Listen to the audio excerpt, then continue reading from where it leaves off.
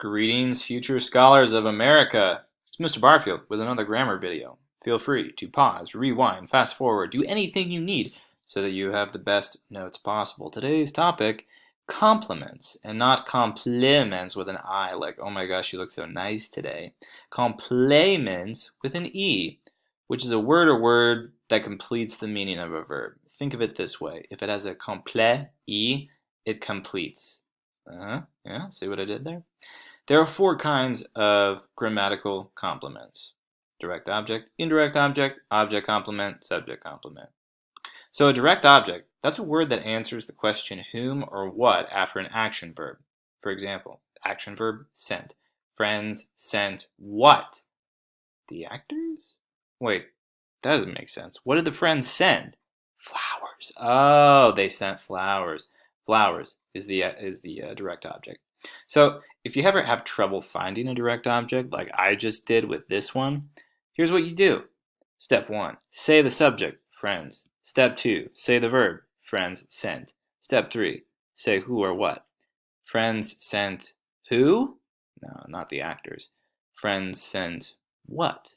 Flowers. Oh, then the answer to your question after this thing goes away is the direct object. All right, gotcha. What about an indirect object? Well, that answers the question to whom or for whom an action is done. Okay. So with friends sent the actors flowers, what if we change around the sentence a little bit so that this isn't an indirect object? Friends send flowers to the actors. Okay, I see. Friends sent flowers to the actors. Okay. But in this case, actors isn't the indirect object anymore. Do you know what it is? Well, this is a prepositional phrase, so this would be the, you're right, object of the preposition. Very nice. So how do you find an indirect object? Kind of like how you find a direct object. You say the subject, friends. Say the verb, friends sent. Say the direct object. Friends sent flowers. Say to whom or for whom. Friends sent flowers to whom? Oh, the actors. The answer is the indirect object. Next complement. Oh, wait, hold on. We got a hint here. Indirect objects are always between the action verb and the direct object.